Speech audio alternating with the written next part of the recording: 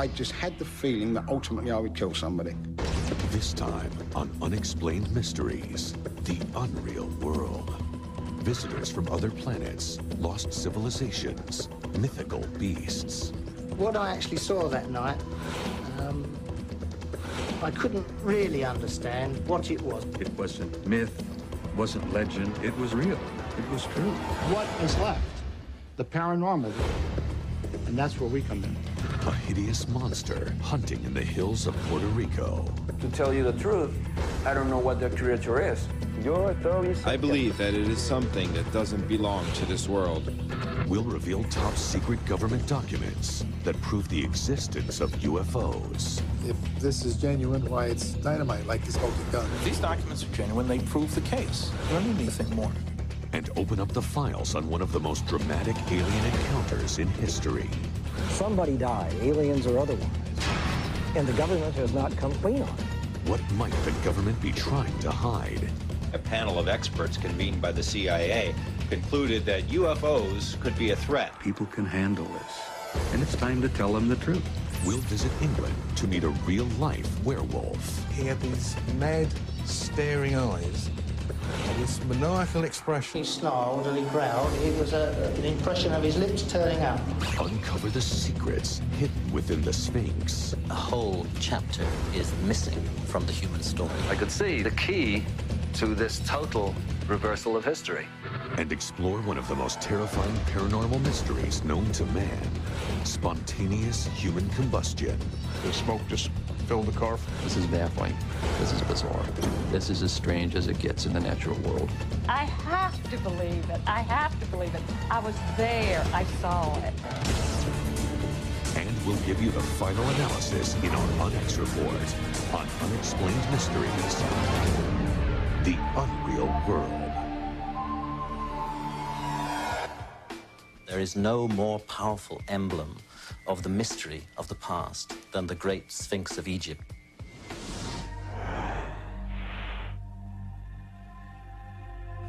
Standing between the Great Pyramids of Giza is the Sphinx, a weathered statue of a mythological creature that was said to kill anyone who could not answer its riddle. Today, scientists are trying to decipher another riddle of the Sphinx. Who built this great monument and why? For years, researchers logically assumed that it was built at the same time as the pyramids, but there is growing support that they may date back farther. One of the first people to voice this theory was Edgar Cayce, the famed sleeping psychic. In the 1930s, while in a trance, Cayce made a startling prediction. It was like he was in the deep unconscious mind, and he was accessing the universal consciousness that contained all wisdom. And when they asked him specifically about ancient Egypt, he said that this place was built in the year 10,500 BC. The accepted theory about the Sphinx and the pyramids date them at 2500 BC.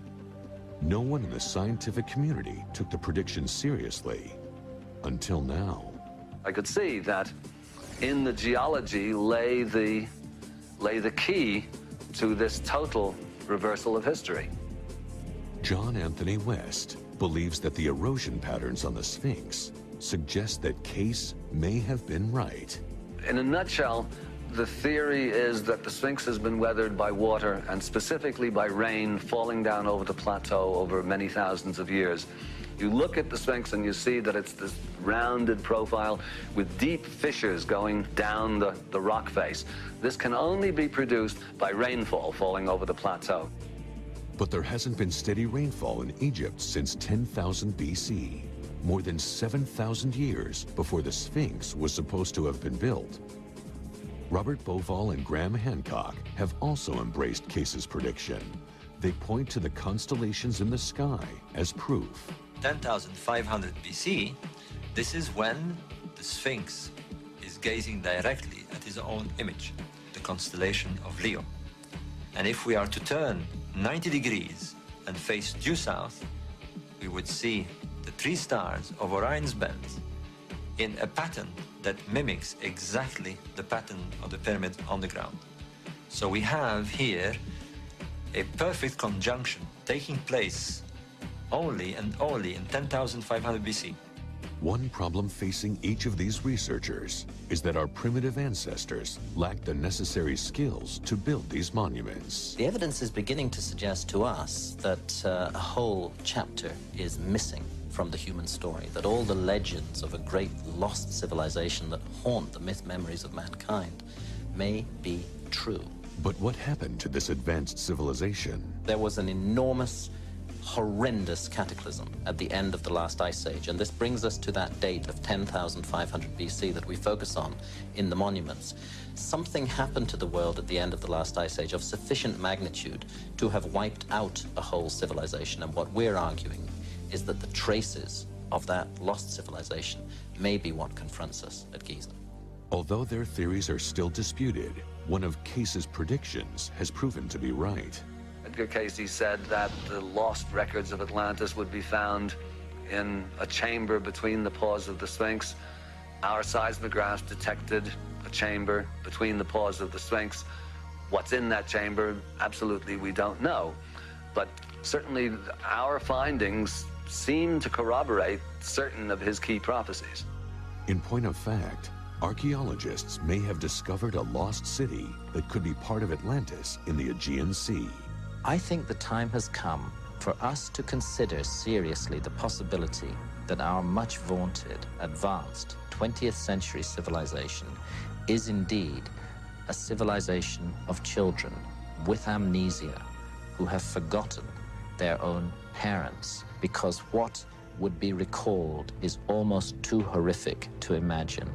Conventional science doesn't support his unorthodox claims, but there is a growing movement within the archaeological community that believes Atlantis did exist.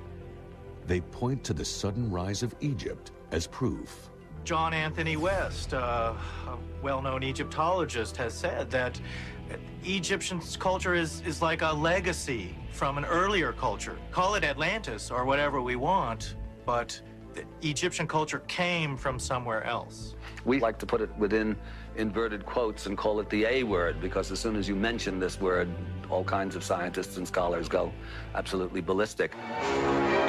Atlantis, a world that worshipped strange gods of science, a science gone berserk. Dr. Charles Pellegrino believes Atlantis exists, but only as a myth that has passed down through the ages. There's a lot of modern folklore about Atlantis that has arisen in the last 200 years or so, but if you want to look for the origins of the Atlantis legend, you have to go back to about 350 BC. Plato writes that Atlantis was home to the most advanced civilization on Earth. But at the height of its glory, it was swallowed up by the sea. Atlantis is a symbol. It's the classic Greek tragedy of something beautiful and something that had beauty and grace that vanished tragically in a single night. But what if the stories are true?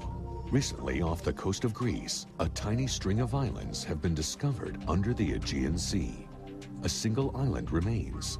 It is Thera, and on it is the remains of an ancient civilization that was destroyed by a volcanic eruption. It literally is a lost Atlantis. They were very advanced technologically. We're finding homes are just honeycombed with plumbing, hints of central heating, beautiful paintings that are found in every home, very different from the artwork that you find anywhere else in the world except in the tomb of King Tut. The discovery of Thera is remarkable, but Atlantis researchers maintain that the lost continent is still buried, waiting to be found by a civilization far more advanced than ours. We do have a continent on our planet which is truly lost. There, I suspect, we may find the cities, the great engineering works of an entire and forgotten human civilization. Next up, the strange and mysterious unreal world. A modern-day werewolf invades England. He had these mad, staring eyes and this maniacal expression. I couldn't really understand what it was. I just had the feeling that ultimately I would kill somebody. A deadly beast invades a small village in Puerto Rico. More than 100 animals were killed by this mysterious creature, and we were still looking for the answer. Something that killed, very strange. Later, we'll explore the deadly phenomenon of spontaneous human combustion. All I saw was just a cloud of smoke around me. His skin appeared to be erupting in smoke. This is baffling. This is bizarre. This is eerie. This is as strange as it gets in the natural world. And we'll give you our ultimate update with our UNX report. Stay tuned for more on Unexplained Mysteries.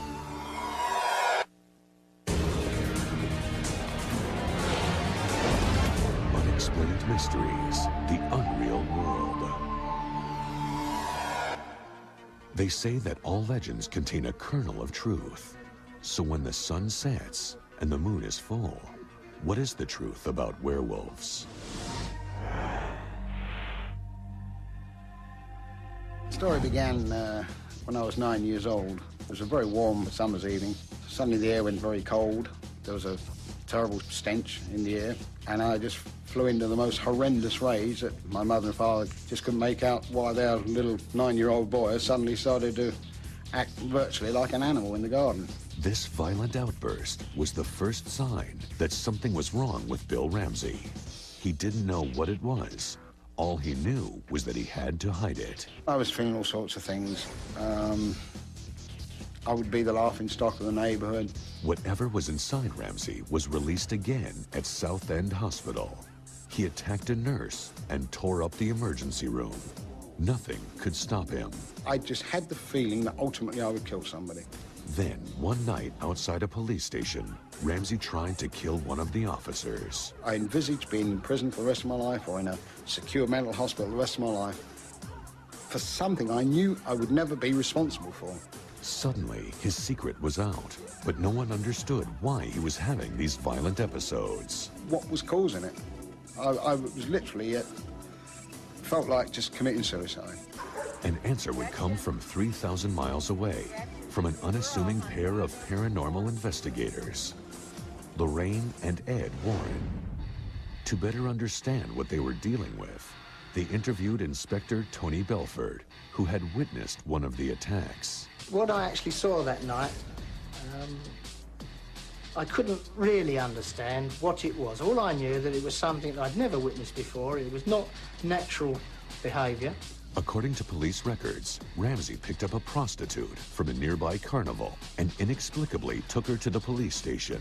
So I took the prostitute inside, leaving Sergeant Terry Fisher out in the yard with Ramsey. He had these mad, staring eyes and this maniacal expression. That's all I can describe it as. The worst thing was what he was saying, and it was said in a very malevolent way. And I'll quote from the report I made shortly afterwards. He was saying, "The devil is in me. When the devil is in me, I am strong. I'm going to kill you." And when I came out into the yard, I saw Terry Fisher on the floor, just over in this location, with Bill Ramsey sitting on top of him with his hands around his throat. A little voice back here said, "Terence, you come unstuck this time." And when you see the size of this ex-police officer, you'll say to yourself, what scared him so much? Why this one experience? Because he's seen something that very few people ever see. He's seen the transfiguration of a man into a wolf. It took 5 officers to get Ramsey into custody, but not even this cell seemed to be able to contain him. His head, right arm up to his shoulder, was outside this hole. It's difficult to actually visualize a head and an arm out there, but I can assure you, I saw it, 5 or 6 firemen saw it, a doctor saw it, and I would suggest up to 7 or 8 policemen saw it, none of which could believe what we'd actually seen. Ramsey had to be sedated and covered in liquid soap to get him back into the cell. Inspector Belford was then left with the task of explaining the episode to his superiors. I submit this report for your information and to have recorded the fact that it is in my opinion that this man will, if not controlled, end up causing fatal or serious injury to some person. Rather than press criminal charges, the court sent Ramsey to a psychiatric institution for observation. Everybody thought I had a mental problem. It just didn't seem right. But I had no other answer. I couldn't say, well, it's not a mental problem. So, well, you do this normally then, do you? Does everybody, is this normal behavior? Of course it was a mental problem. Where else could they send me? There was nowhere else. Ramsey spent 28 days in the hospital undergoing tests. But when no mental illness could be found, he was released. What is left? The paranormal, the unknown. And that's where we come in. Warren's told me that it wasn't a mental illness. I had no mental illness. I was possessed, demonically possessed with a wolf spirit. Oh, God. I've heard it all. And he kind of closed the evening with, would you come to the USA and be exercised? Exercise? Come on. Some absolute rubbish they were giving me here. But maybe. Ramsey flew to Connecticut. There, he met Bishop Richard McKenna. He needed to be exercised, no question about that. I would think that being possessed by the devil is the worst evil that could befall anyone. I didn't know what to expect. And when you're entering a realm of the unknown, you're obviously very, very scared. The ceremony began in the bishop's church. Ramsey was strapped down in a chair. 6 bodyguards with stun guns were on hand in case something went wrong. As I proceeded with the prayers, he didn't seem to be himself. It was just some other person were taking over him. He himself seemed to almost go into a kind of a daze. I remember him coming to me, at me with that stole, placing it on my head, and it's as if he'd hit me with a hammer almost, because I just did not know anything after that. It started from behind him, and the muscles in the back of the neck all began to enlarge, and the ears began to point, and he howled. Speak, devil. Be gone in the name of God. Leave him alone. Go back to hell where you came from. Be gone.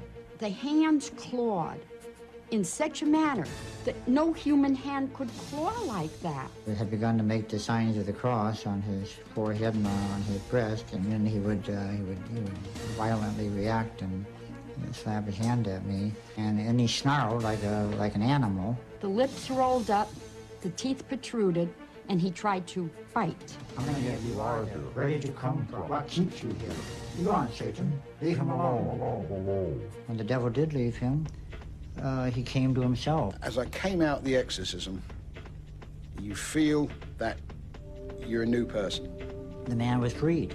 The man was freed. Bill Ramsey is back home now. The fits of rage are gone. I felt I wanted to kiss Bishop McKenna because what he'd done. I believe that I was ultimately possessed by the devil, yeah.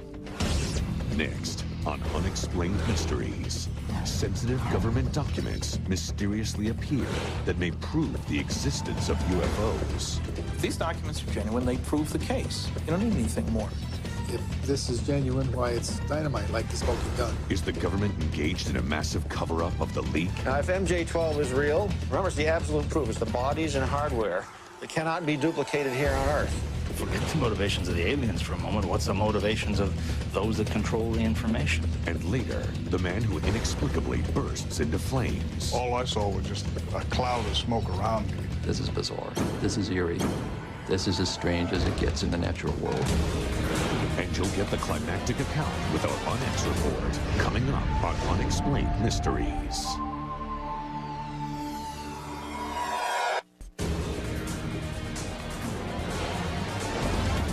Unexplained Mysteries, the unreal world. Conspiracy theories about the government and UFOs have been almost impossible to prove.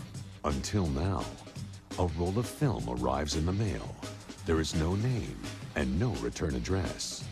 When developed, it reveals a conspiracy that reaches all the way up to the President of the United States. That's what happened to Jamie Shandera.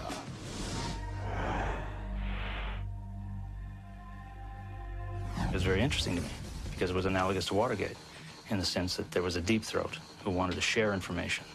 And ultimately that process led to the arrival of the MJ-12 documents. The documents were part of a 1952 briefing to President Eisenhower. They told of an alien spaceship crashing in Roswell, New Mexico, and the 12 men whose job it was to keep it a secret. Their code name was Majestic, or MJ-12. When Shandera received these explosive documents, he didn't believe they were real. I'm a skeptic. You have to be a skeptic. You can't simply buy out. This isn't a belief system. It has nothing to do with a belief system. It isn't a religion. That's not what we're dealing with. If it exists, then there's a way to prove it. And that's what the game is all about. When asked for his opinion, noted physicist Bruce Maccabee was skeptical. You can have sightings up the wazoo. You can always get an expert to explain it, even if he has to hoke up an explanation. Now, if MJ-12 is real, remember, it's the absolute proof. It's the bodies and hardware that cannot be duplicated here on Earth, which conclusively proves this stuff is real. If one accepts for even a moment the premise that we've been visited, that an alien was here, that bodies have been found, there would have to be a control group established to examine, understand, and determine what our vulnerability is. With that kind of control comes the danger always. Well, who watches the watchers? Forget the motivations of the aliens for a moment. What's the motivations of those that control the information? Among the chosen 12 were Secretary of Defense James Forstall, high-ranking Army, Navy, and Air Force officers, and the first 4 directors of the Central Intelligence Agency. And then there was Dr. Donald Menzel, a Harvard astronomer who had written 3 books claiming that UFOs didn't exist. Menzel was in a perfect position to act as the astronomer telling the world this is all nonsense. Nothing to do with anything. This isn't real. We've got explanations for everything. And I have found that his explanations are just plain wrong when you analyze them carefully. It might seem, well, why would he be lying? Why would he do this? And others who defend him say, oh, he wouldn't do this and he wouldn't do that. Well, of course he would, because that was what was important for their country. More documents were leaked, this time to UFO expert Don Berliner. He received a controversial 1954 military field manual. This was a set of instructions, really, to retrieval teams who would be at the scene soon after an event took place in which a saucer had crashed and in which there were bodies and wreckage. How to wrap them, what kind of boxes to use, where to send the pieces, what the cover stories were. And one of the things that comes through loud and clear is they wouldn't have put such a manual together unless this had happened more than once. Which makes you wonder, so how many of the crashes were there? How many bodies were retrieved? Retired McDonnell Douglas scientist Dr. Robert Wood was asked to authenticate the manual. My initial reaction when I first saw them was, if this is genuine, why, it's dynamite, like the smoking gun. To his trained eye, the manual appeared to be authentic. Everything seemed to match government manuals of the era, except for one thing. If you look at the front of this document, at the bottom, there's a logo that says War Department. And the War Department was actually eliminated at the end of World War II. So you'd expect they would have stopped using the logo. But in fact, the Army, in its field manuals, continued to use the War Department logo up until as late as 1960. And we have exact copies of such manuals. If these documents are genuine, they prove the case. You don't need anything more. If real, these documents suggest that we are being visited by aliens. But why? I think one of the reasons they're coming here is to make sure we don't go out. To take our brand of friendship, namely hostility, other places.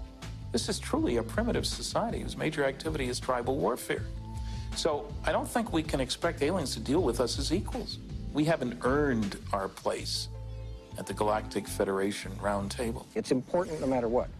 It's an important issue of government accountability, and it may be an important issue of the future of the human race.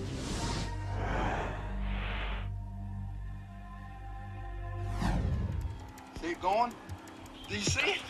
Tim Edwards runs Patio Pancake Place in Salida, Colorado. He's a respected member of the community, not someone you'd expect to see lights in the sky. But he did, along with his 7-year-old daughter, Brandy. I looked up and I said to Dad, Dad, there's something there. And I didn't pay any attention to her. Again, Daddy, there's something in the sky. He looked up in the sky and he said, is this the sun? And then he looked up again and he saw it. And that's when I first spotted it, and I looked at it and I said, what in the heck is that? His camera rolled for over an hour. Tim didn't want to miss a moment of this incredible event. According to UFO researchers, the Saulitis sighting is one of the most significant UFO encounters on record. The original witness was a 6-year-old little girl. You just don't get 6-year-old little girls to tell stories and come up with things like this. The fact that it's a daylight sighting is outstanding. It ranks right up there with, some of the best quality video that we have and some of the best sightings. I would say it ranks certainly up in the top 10. Jim Dilatoso is president of Village Laboratories, an image processing facility that has done work for the Jet Propulsion Laboratory for NASA's Voyager mission. He subjects the Edwards tape to a series of tests. His findings are remarkable. We believe that the object is about a half a mile long, about 2,000 to 3,000 feet long, and about 75,000 feet in the air. What does that compare to? 75,000 feet, 15 miles. 15 miles in the air. Half a mile long, 2 Sears towers, stacked end to end. Huge object. Next on Unexplained Mysteries, we'll delve deeper into the unreal world. The hunt for the creature known as the Chupacabra. I pulled out my gun and I shot him. He just rolled over and jumped over the fence and disappeared. Some people say that it is something satanic. Other people have different views, and I will never stop until this animal, creature, is caught. The phenomenon known as the Devil's Fire. This is as strange as it gets in the natural world. I have to believe it. I was there. I saw it. And we'll unlock the mystery in our Unex report, coming up on Unexplained Mysteries.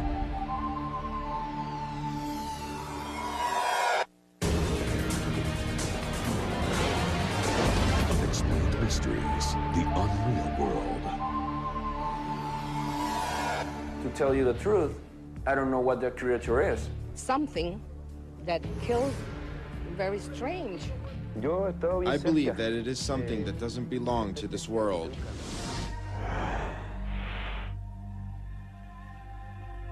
Puerto Rico could be described as a lush tropical paradise, but in Canovanas, paradise is lost. Something is lurking in the hills, hunting the most helpless inhabitants of this small farming community. I saw this creature on top of my dog. I pulled out my gun and I shot him. I thought that he was dead when the bullet hit him, and he just rolled over and became like a ball. And then he jumped over the fence and disappeared. They call it Chupacabra, literally translated, the goat sucker. This creature has killed hundreds of animals across the island. Their bodies drained of blood, their organs mysteriously removed. The only clue, strange circular openings in their necks. The police department couldn't find the answer to this mysterious criminal, the animal. So they brought the complaint to my attention at City Hall, and I started worrying about it because the people were worrying about it. Mayor Jose Rivera gathered up volunteers to hunt for the beast. His efforts have turned him into a folk hero with the inhabitants of this small community. But the Chupacabra still eludes him. More than 100 animals were killed by this mysterious creature, and we were still looking for the answer. Those who say they've seen the creature describe it as 4 to 5 feet tall, with huge red eyes and gray skin that is part fur and part feather. It has short arms with claws, legs like a kangaroo, and a row of sharp spikes down the middle of its back. Some say it also has wings. I was getting ready to start a car similar to this one, and I noticed a very heavy noise in the motor. And then I saw the creature jump from the engine, quickly jump over the fence. The Puerto Rican government dismisses these claims. They believe the killings are being done by a pack of wild dogs or rhesus monkeys, or perhaps a bizarre practical joke. But veterinarian Carlos Soto doesn't think this is a joke. Studying the victims of the beast, he's come up with more questions than answers. in some of the autopsy that I have seen trauma in the muscle mass in which we cannot trace any trauma from the skin, okay? So how can a human do that? Or if it's a predator, you know that we're gonna see a lot of tissue destruction, and I didn't see anything like that. If it's not a human or an animal, what is responsible for these killings? Authorities receive a call. The chupacabra has struck again. A sheep was found murdered by its owner. A small, perfectly circular puncture wound on its neck. Should this have been a dog or a baboon or some type of animal like that, usually have pairs, okay, of bites, of wounds on both sides of the head. And there's only one hole that goes from one side to the other. We're seeing here what seems to be some type of a track of something. We don't know what it may be, but maybe it has something to do with the killing of the sheep that we just saw. And it has apparently 3 toes, separate toes. And there's no animal so far that we know of here in Puerto Rico. When the attack started, the chupacabra hunted small animals, rabbits, chickens, goats, and sheep. Recently, attacks on horses and cattle have been reported. Will this trail of blood lead to the citizens of Canovanas? Right now, no one feels safe. And until the beast is captured, no one will. Some people say that it is something satanic. Other people have different views. Some people think it's just a monkey. Since I'm the mayor of the city, I have the heaviest burden to search and get an answer for my people. And I will never stop until this animal, creature, is caught. Coming up, one of the most unreal mysteries of the 20th century and one of the most deadly, spontaneous human combustion. Everything points to these fires beginning within the body and burning outward. The man who survived hell's fire. All I saw was just a cloud of smoke around me. The wife who witnessed the terrifying inferno. I have to believe it. I have to believe it. I was there. I saw it. And later, we'll sift through all the evidence here on Unexplained Mysteries.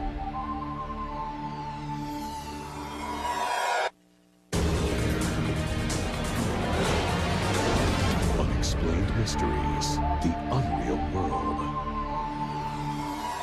This is baffling. This is bizarre. This is eerie. This is as strange as it gets in the natural world.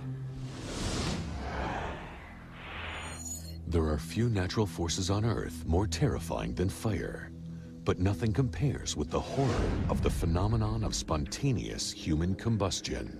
Everything points to these fires beginning within the body and burning outward under conditions that belie common sense and what is commonly known about fire behavior and fire patterns. As a fire investigator, I instruct our guys to go in there with an open mind.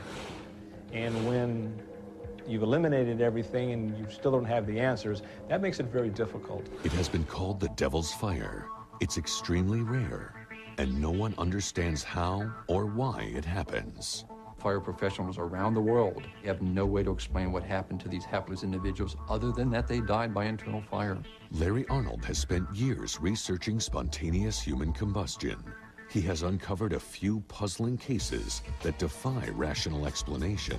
Dr. John Bentley was a retired physician living alone in northern Pennsylvania, apparently in good health but invalidic.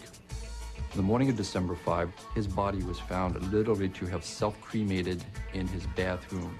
After examining the evidence left behind, Arnold knew that this was no ordinary fire. This is a cremation that should have required 3,000-degree temperatures for 12 hours to be present in Dr. Bentley's bathroom. The aluminum walker that Dr. Bentley used to help him move about his small apartment was intact. Aluminum will melt at 1,200 degrees. Common sense says that fire and heat rises in an inferno. Here, just the opposite occurred. The force of the combustion was inward and downward through the floor.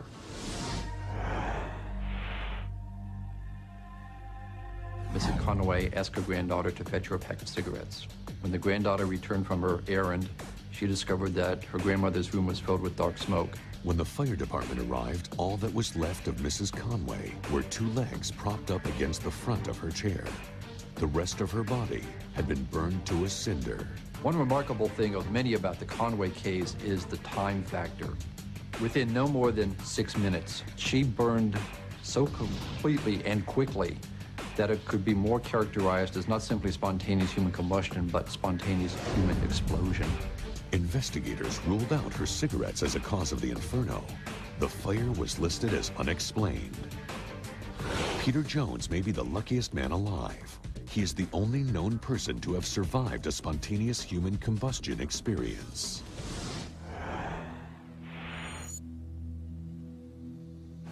I was getting ready to go to work in the morning and was dressed and sitting on the edge of the bed. Barbara was still laying in bed. I bent down to put on my boots, and all of a sudden she yelled, "Something's burning."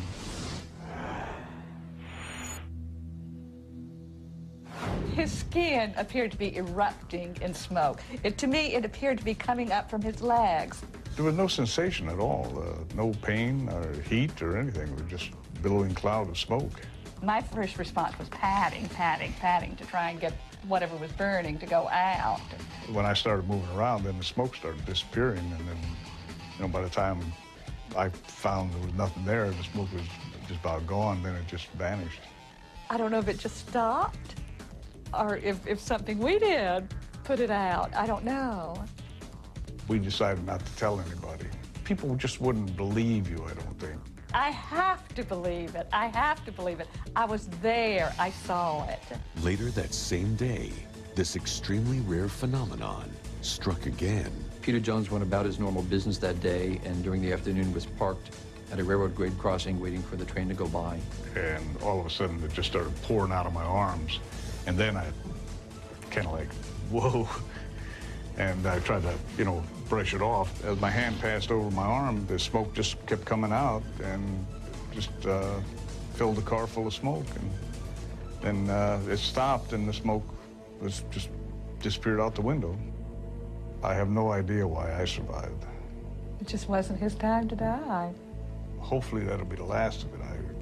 I definitely don't want it to happen again. I would not want to end up a pile of ashes on the floor. Next, the Unex Report. We'll examine the evidence. What is the truth about UFOs? Can a man turn into a wolf at night? What mysteries does the Sphinx hide? Do humans suddenly burst into flames?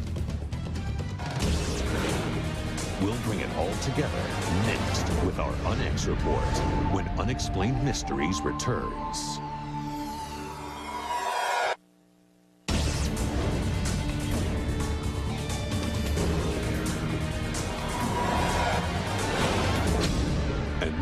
For the Unex Report. There are unexplained mysteries in every corner of the Earth, from ghosts and psychics to aliens and werewolves. Do these documents prove the existence of UFOs?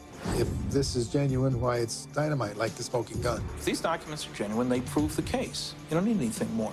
If it exists, then there's a way to prove it. And that's what the game is all about. Is there a massive conspiracy going on? Those of us who really dug into it know that Blue Book was a cover. When the people know what's going on, then that's when you have trouble. What other secrets is the government hiding about alien visitors? A panel of experts convened by the CIA concluded that UFOs could be a threat. Incontrovertible proof would undercut many of the institutions on which our civilization is built. People will deal with this. People can handle this. And it's time to tell them the truth. Does this videotape prove the existence of aliens from another world? He looked up in the sky and he said, "This is the sun." And then he looked up again and he saw it. I looked at it and I says, "What in the heck is that?" The data tends to support what the witnesses said. Was this ordinary man possessed by the spirit of a werewolf? I just had the feeling that ultimately I would kill somebody. He was saying, "The devil is in me. When the devil is in me, I am strong. I'm going to kill you." What I actually saw that night, I couldn't really understand what it was. He's seen something that very few people ever see. He's seen the transfiguration of a man into a wolf. Is a supernatural creature known as the Chupacabra terrorizing the people of Puerto Rico? More than 100 animals were killed by this mysterious creature. And it has apparently 3 toes, separate toes. And there's no animal so far that we know up here in Puerto Rico. If it's a predator, you know that we're gonna see a lot of tissue destruction, and I didn't see anything like that. Has the mythological city of Atlantis finally been found? It literally is a lost Atlantis. To say that Thera is Atlantis is too easy an answer. Is the key to this 10,000-year-old mystery buried beneath the Sphinx? 10,500 BC, this is when the Sphinx is gazing directly at his own image. The evidence is beginning to suggest to us that a whole chapter is missing from the human story. There's a great mismemory that haunts mankind of a lost civilization. Will the mystery of spontaneous human combustion ever be solved? I have no idea why I survived. This is bizarre. This is eerie. This is as strange as it gets in the natural world. I have to believe it. I have to believe it. I was there. I saw it.